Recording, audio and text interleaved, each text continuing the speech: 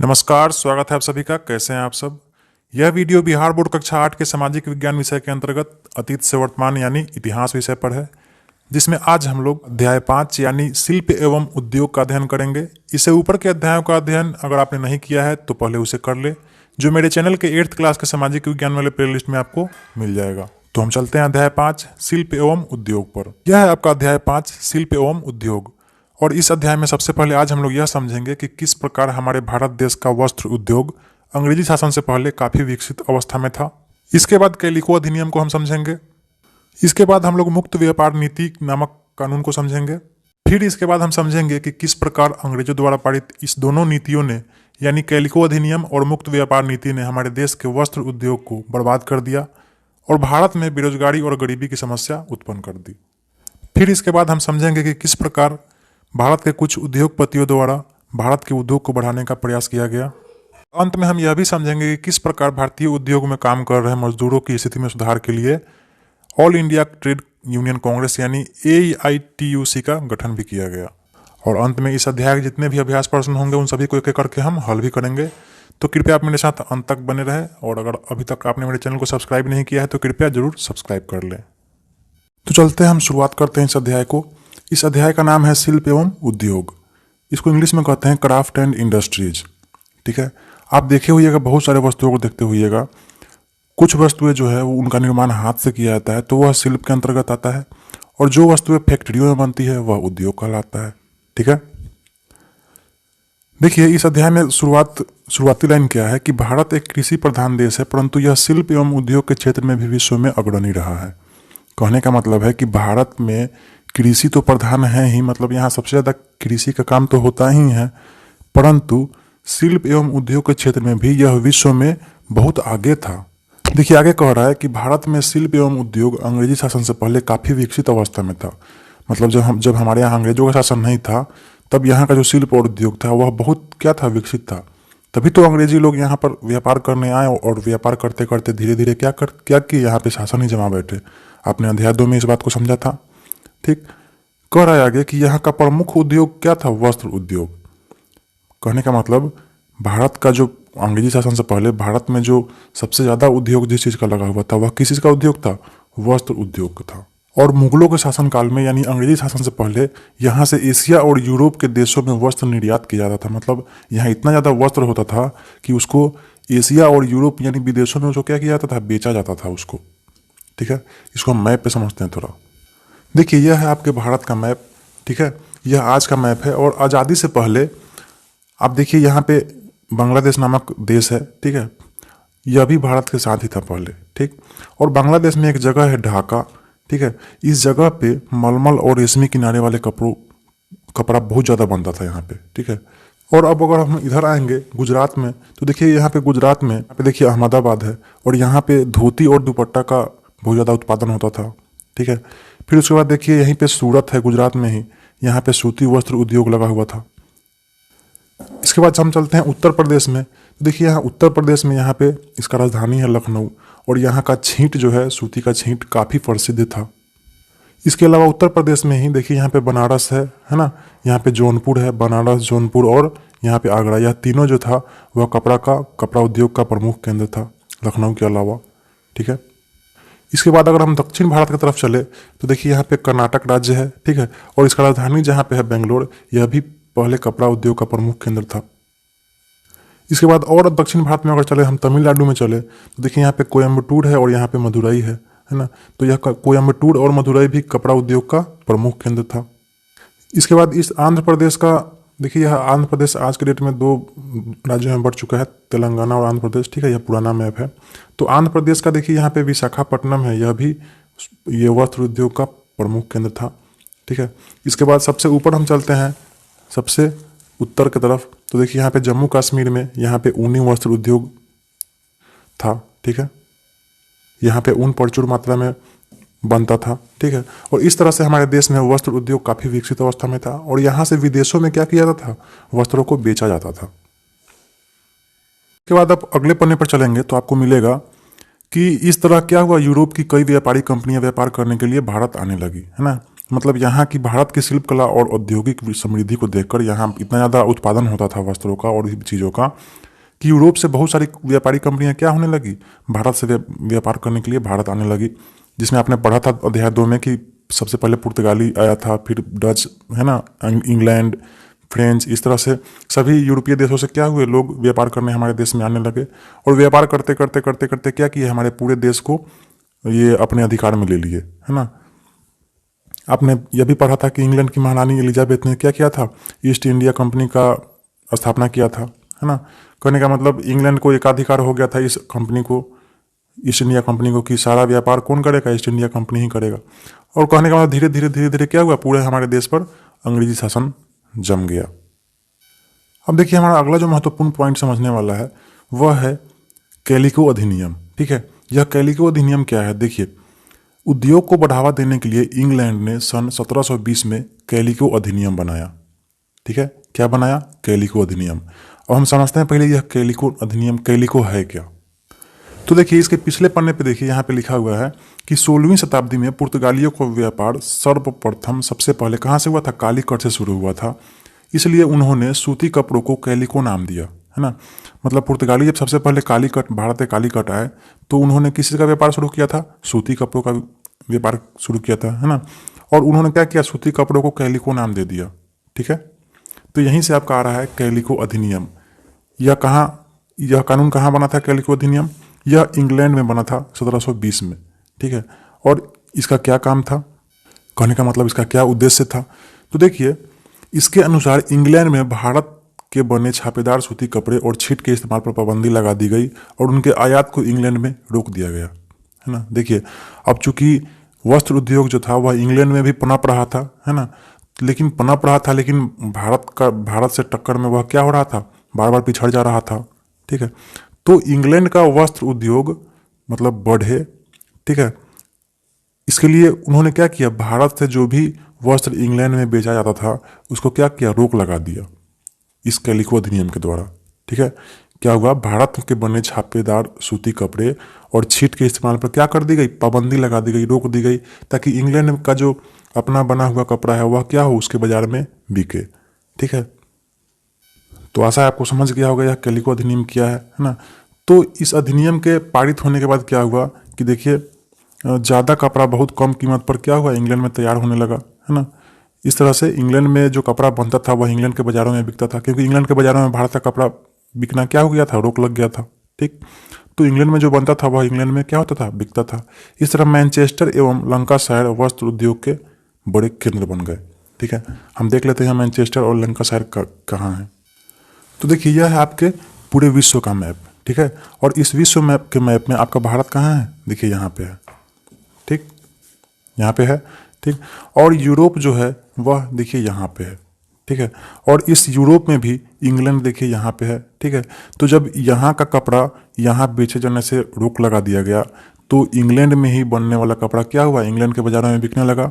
ठीक, और इंग्लैंड में ही एक मैनचेस्टर और एक लंकाशायर नामक जगह था, वहाँ पे कपड़ा का उत्पादन होता था।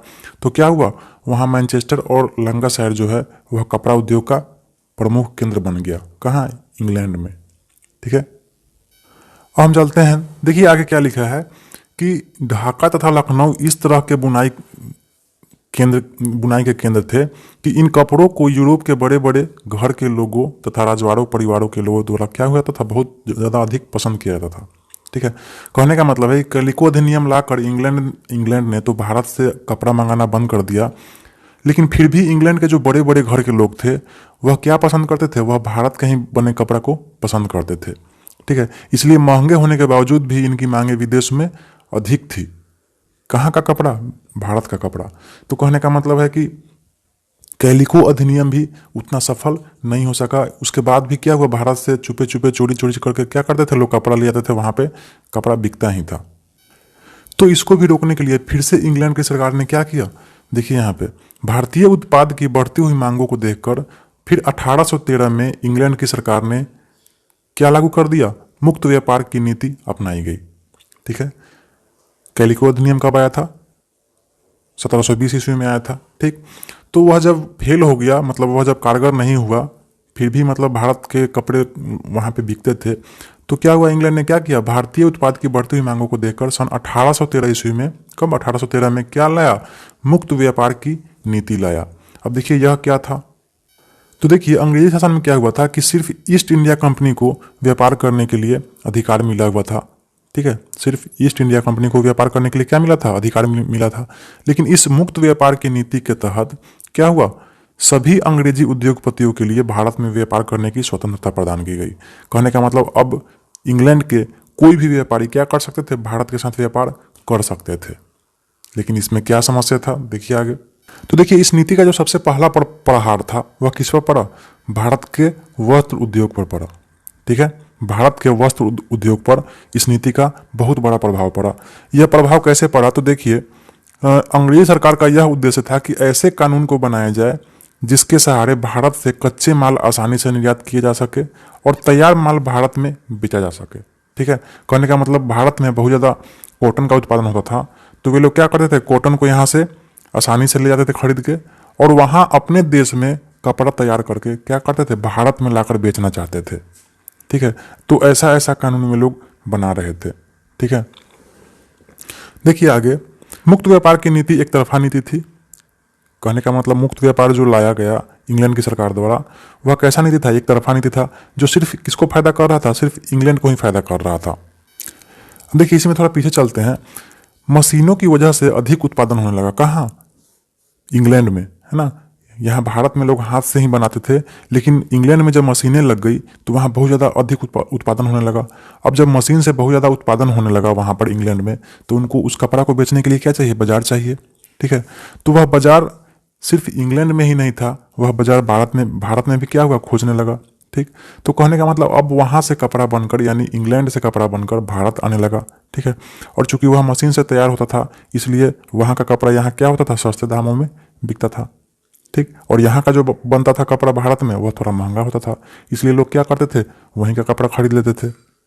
ठीक, तो इस तरह से क्या हुआ कि हमारे भारत का जो वस्त्र उद्योग है वह काफ़ी उसको चोट पहुंचा। वही कह रहा है कि मुक्त व्यापार नीति एक तरफा नीति थी जो सिर्फ किसको फायदा कर रही थी, सिर्फ इंग्लैंड को फायदा कर रही थी। ठीक है, कहने का मतलब कि भारत से जो सामान इंग्लैंड जाता था उस पर वहाँ आयात कर लगता था, मतलब यहाँ से जो भी सामान इंग्लैंड जाता था उस पर क्या टैक्स लगता था। ठीक, लेकिन जो सामान भारत में आता था, यानी वहाँ से इंग्लैंड से बनकर भारत में आता था, उस पर कोई कर नहीं लगता था, इसलिए उसका दाम क्या होता था, यहाँ पे सस्ता हो जाता था। ठीक, और वहाँ का सामान यहाँ पे बहुत ज़्यादा बिकता था। ठीक है, तो इस तरह से क्या हो गया कि इंग्लैंड के सामान सस्ते दामों पर उपलब्ध होते थे। ठीक है, मतलब बहुत कम दाम पर यहाँ के बाजारों में क्या, तो इंग्लैंड के सामान बिकने लगे। तो जब कम दाम पर बिकने लगेगा तो कोई भी आदमी सस्ता सामान खोजता है। ठीक है, तो इस तरह से भारत का जो उद्योग है, वस्त्र उद्योग, वह क्या हो गया, वह धीरे धीरे बर्बाद हो गया। ठीक, अब देखिए यह मुक्त व्यापार नीति था क्या, तो इस नीति के द्वारा भारतीय व्यापार पर कंपनी का एक अधिकार समाप्त हो गया। अब इंग्लैंड का कोई भी व्यक्ति भारत के साथ स्वतंत्र रूप से व्यापार कर सकता था, आपने तो पीछे पढ़ा ही है। ठीक है, मतलब ईस्ट इंडिया कंपनी का एक अधिकार, अकेला अधिकार खत्म हो गया था। अब इंग्लैंड का कोई भी व्यापारी क्या कर सकता था, भारत के साथ व्यापार कर सकता था। ठीक, ताकि इंग्लैंड का ज़्यादा से ज़्यादा सामान क्या हो सके, भारत में बिक सके, इसलिए लाया गया था मुक्त व्यापार की नीति। ठीक, अब हम चलते हैं आगे। अब जब देखिए, जब भारत का कपड़ा उद्योग को अंग्रेजों ने बर्बाद कर दिया, ठीक है, तो अंग्रेजों ने क्या किया, कपास, नील, अफीम, जूट आदि जैसे कच्चे माल के उत्पादन में क्या करने लगे, प्रोत्साहन देने लगे। मतलब ये भारत के लोगों को क्या कहते थे कि आप लोग खेती करो सिर्फ, है ना, आप लोग कपास का खेती करो, नील का खेती करो, अफीम का खेती करो, जूट का खेती करो। और यह सब खेती से जो उत्पादन होता था उसको वे लोग क्या करते थे, जहाज पर भर के ले आते थे इंग्लैंड, वहाँ पे इससे अच्छा अच्छा माल बनाते थे, है ना, बेचने वाला। और फिर उस माल को क्या करते थे, पूरे देश में, अपने देश में, हमारे देश में हर जगह क्या करते थे, बेचते थे। ठीक है, इस तरह से वहाँ का जो उद्योग है वह क्या हो गया, बहुत ज़्यादा उन्नति करने लगा। इसके बाद देखिए, इंग्लैंड में खदान की कमी थी, वहाँ पे चावल और गेहूं ज़्यादा नहीं होता था, है ना, इसलिए वह क्या करते थे, भारत से अनाज का भी निर्यात करते थे, यानी भारत से अनाज भी क्या करते थे, ले आते थे। ठीक, यहाँ तक कि भारत में अकाल के समय में भी अनाज का निर्यात किया जाता था। मतलब यहाँ भारत में अकाल पड़ जाता था, मतलब भूखे लोग मरते थे, फिर भी यहाँ से अनाज क्या करता था, अंग्रेजी लोग यहाँ से उठा के अपने देश ले जाता था।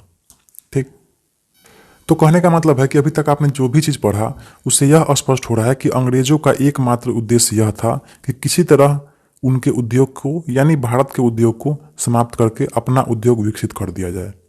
ठीक है, और इसमें क्या हुए, वे लोग बहुत हद तक सफल भी हो गए।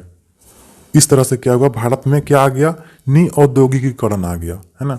इंग्लैंड में मशीनों के आविष्कार एवं अंग्रेजों की भारत के प्रति व्यापारिक नीतियों ने भारत में क्या ला दिया, निऔद्योगिकीकरण, है ना, डी इंडस्ट्रियलाइजेशन की स्थिति पैदा कर दी। इसका मतलब यह होता है कि भारत में जितने भी उद्योग थे वे खत्म हो गए, बर्बाद हो गए। अब जो भी लोग थे वह क्या करने लगे, वे अपना कृषि करने लगे, खेती बाड़ी करने लगे। इसी को कहते हैं निऔद्योगिकीकरण। देखिए यहाँ पे लिखा भी हुआ है कि निऔद्योगिकीकरण का अर्थ होता है जब देश के लोग शिल्प एवं उद्योग को छोड़कर खेती को अपनी जीविका आधार बना ले, वह क्या होता है, निऔद्योगिकीकरण होता है। ठीक है, देखिए अब जब भारत का उद्योग पूरी तरह से बर्बाद हो चुका था, अंग्रेजों ने क्या किया था, बर्बाद कर चुका था भारत के उद्योग को, तो भारत के कुछ उद्योगपतियों ने क्या किया, भारत के उद्योग को फिर से आगे बढ़ाने का प्रयास किया, जिसमें सबसे पहला प्रयास सन 1854 में बम्बई में क्या हुआ, पहला सूती वस्त्र कारखाना का ये उद्घाटन किया गया। किनके द्वारा, कावस जी नानाजी दवाड़ के द्वारा, है ना। ये एक पारसी व्यापारी थे। इन्होंने बम्बई में सबसे पहला सूती वस्त्र का कारखाना स्थापित किया था। कब, 1854 में। ठीक है, और 1854 से लेकर 1880 तक यानी सन 1880 ईस्वी तक पूरे भारत में 56 सूती कपड़ा मिलें स्थापित हो चुकी थी। यानी अब भारत में भी मशीनों से कपड़े तैयार होने लगे। और 1880 तक कितना कपड़ा, ये एक सूती कपड़ा मिल चालू हो चुका था, 56 सूती कपड़ा मिल स्थापित हो चुका था। इसलिए आगे लिख रहा है कि क्या हुआ, कपड़ा उद्योग की प्रगति ने विदेशों को क्या किया, चिंता में डाल दिया। यानी भारत में जो कपड़ा उद्योग के लिए जो मशीनें लगने लगी, उससे इंग्लैंड चिंता में पड़ गया। ठीक, फिर इसके बाद धीरे धीरे देखिए और भी उद्योग का स्थापना हुआ।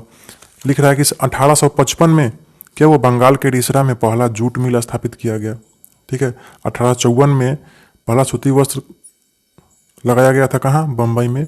फिर उसी के एक साल बाद 1855 में बंगाल के रिसरा में क्या हुआ, पहला जूट मिल स्थापित किया गया था। ठीक, फिर इसके बाद देखिए 1906 में कोयला खान का उद्योग क्या हुआ, शुरुआत हुआ।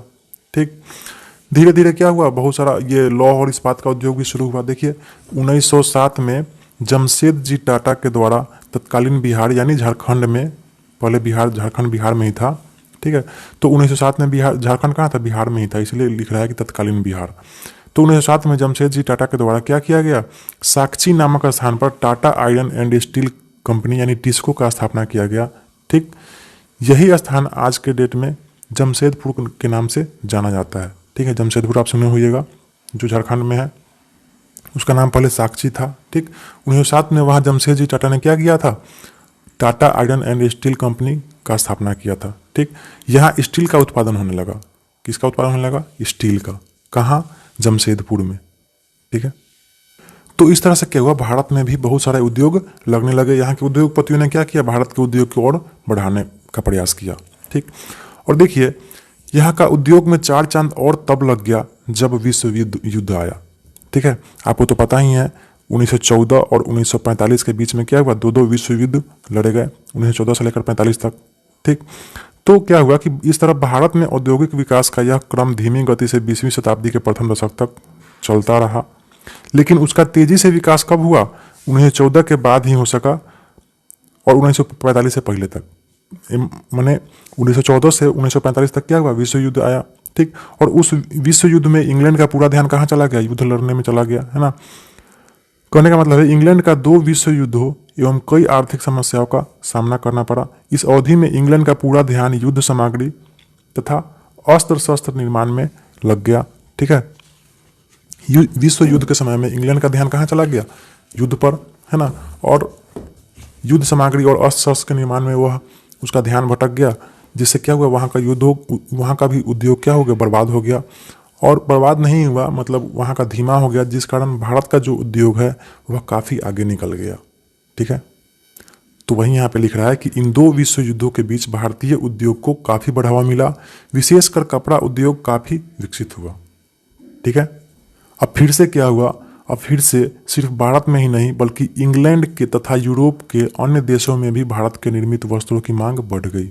ठीक है, अब क्या हुआ, अब इंग्लैंड ही नहीं बल्कि और भी दूसरे दूसरे देशों में भारत में जो वस्त्र बनता था उसका डिमांड ज़्यादा हो गया, जिसकी वजह से उसकी कीमत में 5 गुना तक की बढ़ोतरी हो गई। ठीक है, और इस तरह से हमारे भारत देश का उद्योग फिर से आगे निकल गया। अब देखिए, जब हमारे देश में बहुत सारे उद्योग हो गए, है ना, बहुत सारे उद्योग, जाहिर सी बात है जब बहुत सारा उद्योग होगा तो बहुत सारे उद्योगपति होंगे, उस उद्योग के मालिक होंगे। ठीक है, तो उन सबों का एक समूह बना। ठीक, 1920 के दशक में क्या हुआ, जी डी बिरला एक बहुत बड़े उद्योगपति थे। ठीक है, उन्होंने भारतीय उद्योगपतियों का एक संघ बनाना चाहते थे। ठीक है, और उन्होंने क्या किया, एक संघ बनाया भी। इस उद्देश्य से सन 1927 में, कब, 1927 में federation of India chamber of commerce and industries FICCI की स्थापना की। आप इसको लिख लेंगे अपने कॉपी में और इसका फुल फॉर्म याद भी रखेंगे, यह 10th के एग्जाम में भी आता है हमेशा। Federation of Indian chamber of commerce and industry यानी फिक्की, FICCI की स्थापना की गई। किसके द्वारा, GD बिरला के द्वारा। ठीक है, यह पूरे भारत में व्यापारिक हितों के लिए काम करने वाली व्यापारिक संस्था बन गई। ठीक, यानी इस समूह में जितने भी उद्योगपति थे सभी जुड़े हुए थे, और जो भी समस्या था वे लोग मिलकर क्या करते थे, एक दूसरे को सहायता करते थे, एक दूसरे से हल कर लेते थे। ठीक, अब देखिए आगे पढ़ेंगे तो आपको पता चलेगा कि इस तरह से भारत में सबसे बड़ा उद्योग किसका था, कपड़ा का। ठीक, और सूत काटने का था भारत में। उसके बाद मतलब इसमें क्या होता था, बहुत ज़्यादा मजदूर काम करते थे। दूसरा सबसे बड़ा उद्योग था जूट उद्योग। ठीक, और तीसरा सबसे बड़ा उद्योग था कोयला उद्योग।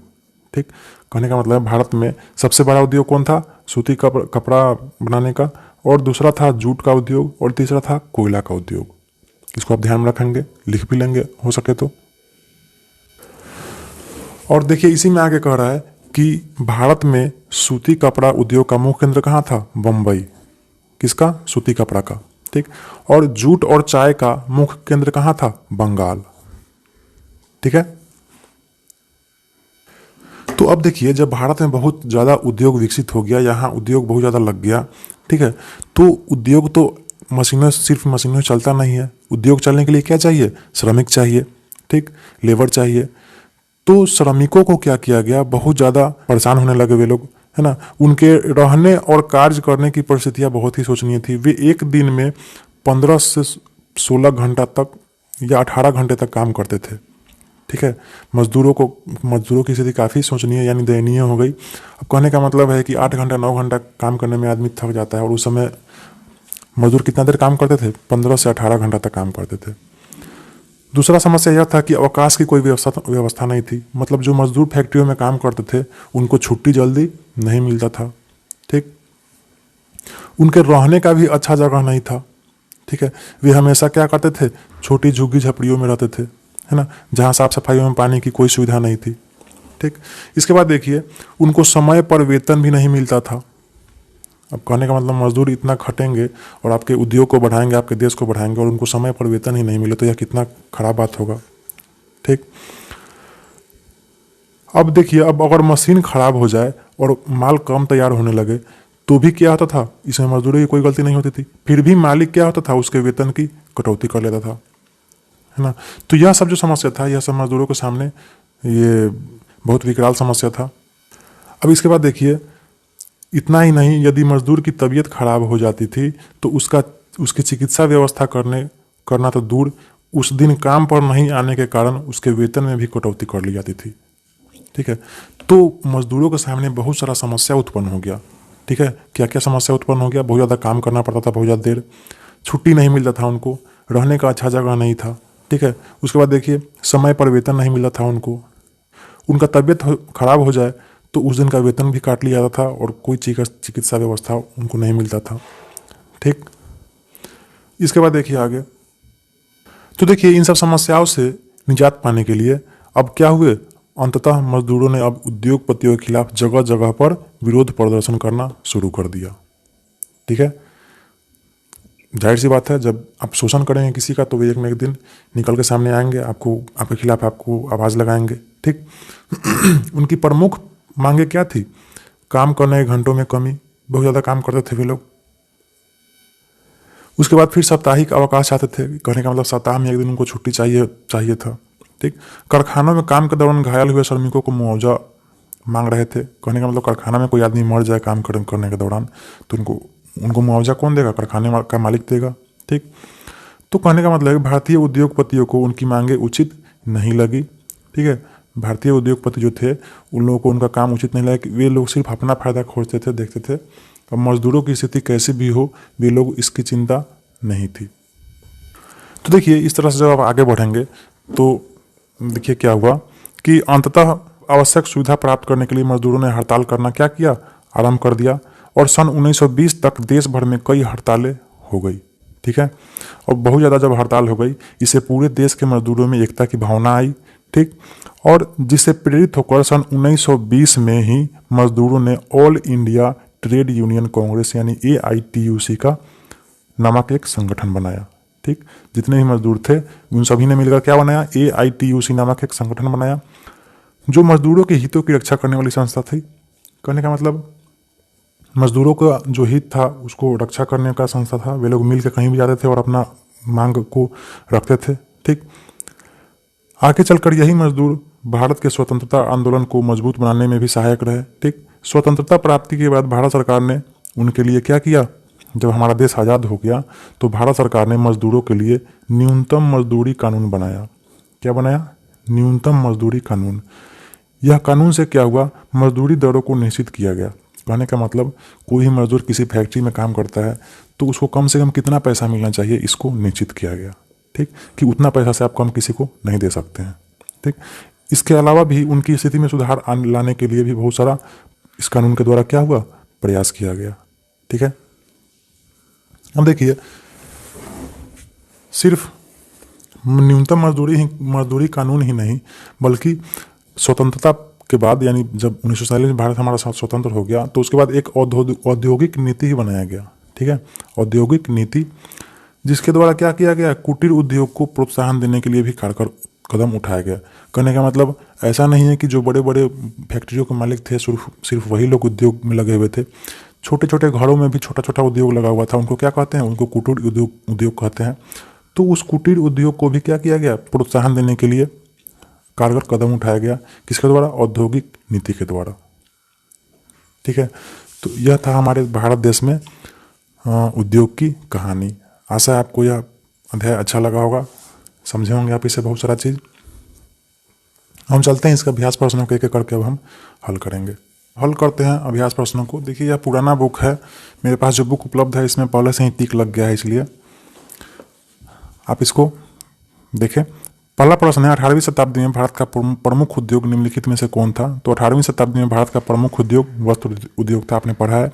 इसके बाद जूट उद्योग था, उसके बाद कोयला उद्योग था। ठीक, इसके बाद अगला प्रश्न है, federation of Indian chamber of commerce and industries यानी फिक्की का स्थापना कब हुआ था? तो 1927 में आपने पढ़ा है, GD बिरला के द्वारा। ठीक, इसके बाद देखिए जूट उद्योग का प्रमुख केंद्र कहाँ था? बंगाल था, है ना। और सूती उद्योग का प्रमुख केंद्र कहाँ था? महाराष्ट्र यानी मुंबई था। अगला प्रश्न है कि 1818 में अंग्रेजी सरकार ने किस उद्देश्य के लिए मजदूरों के लिए नियम बनाए? तो देखिए अंग्रेजों का मुख्य उद्देश्य यह था कि किसी भी तरह करके अपने आर्थिक लाभ को बढ़ाया जाए। ठीक, और इसी के लिए उन्होंने क्या किया था, कानून लाया था अपने आर्थिक लाभ को बढ़ाने के लिए। अगला प्रश्न है कि all India trade union Congress यानी AITUC की स्थापना कब हुई? आपको पता है यह जो ये संगठन है यह मजदूरों का संगठन था। ठीक है, जो कब स्थापना हुआ था? 1920 में।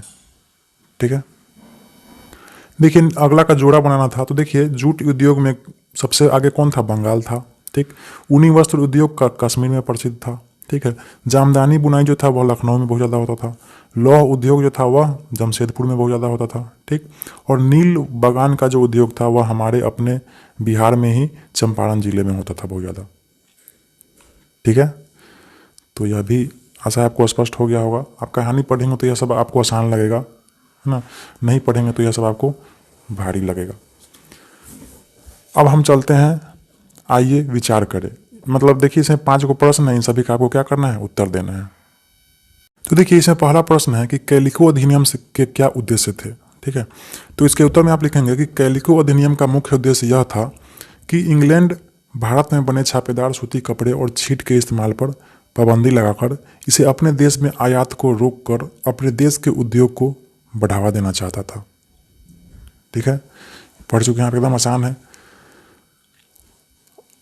अगला प्रश्न है 2 नंबर, मुक्त व्यापार की नीति से आप क्या समझते हैं?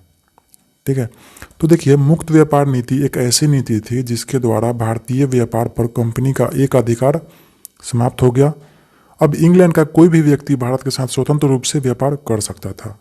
यह नीति एक तरफा नीति थी जिससे भारत से जो सामान इंग्लैंड जाता था उस पर वहाँ आयात कर लगता था, लेकिन जो सामान वहाँ से भारत आता था उस पर कोई कर नहीं लगता था।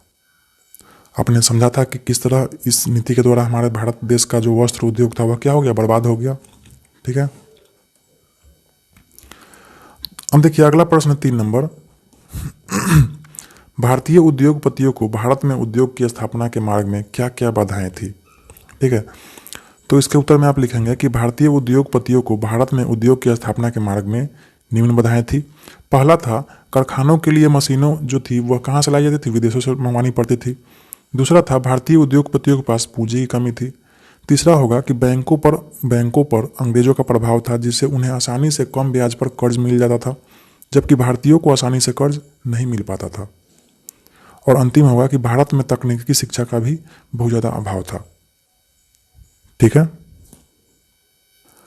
अब देखिए आपका अगला प्रश्न 4 नंबर, कि मजदूरों के हित में पहली बार कब नियम बनाए गए?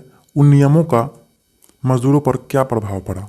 ठीक है, तो मजदूरों के हित में पहली बार सन 1920 में all India trade union Congress AITUC नामक संगठन बनाई गई थी। आपने पढ़ा, जो मजदूरों के हित को रक्षा करने वाली संस्था थी। इससे मजदूरों के काम करने घंटों में कमी हुई, साप्ताहिक अवकाश मिलना शुरू हुआ और कारखानाओं में कम काम के दौरान घायल हुए श्रमिकों को मुआवजा मिलना भी शुरू हो गया। ठीक है, हम चलते हैं अगले प्रश्न पर। अगला प्रश्न है 5 नंबर, कि स्वतंत्रता प्राप्ति के बाद भारत सरकार ने मजदूरों की स्थिति में सुधार के लिए कौन कौन से कदम उठाए? ठीक है, तो स्वतंत्रता प्राप्ति के बाद भारत सरकार ने मजदूरों की स्थिति में सुधार के लिए सबसे पहले न्यूनतम मजदूरी कानून बनाया जिससे मजदूरी दरों को निश्चित किया गया। ठीक, इसके बाद औद्योगिक नीति बनाई गई जिसके द्वारा कुटीर उद्योग को प्रोत्साहन देने के लिए कारगर कदम उठाए गए। ठीक है, तो इसको आप नोट कर ले। आशा है आपको अच्छे समझ में आया होगा। यह अभ्यास प्रश्नावली भी क्या हुआ, खत्म हो गया। ठीक है, अब हम आशा करते हैं कि आपको यह अध्याय अच्छे समझ में आया होगा। यह वीडियो कैसा लगा आपको कमेंट करके आप हमें ज़रूर बताएं। अगर वीडियो अच्छा लगा तो कृपया वीडियो को लाइक करें और वीडियो को शेयर भी करें अपने दोस्तों को, ताकि ज़्यादा से ज़्यादा यह वायरल हो। ठीक, और मेरे चैनल को सब्सक्राइब करें और अपना पढ़ाई जारी रखें। खुश रहें, ऐसे ही पढ़ाई करते रहें।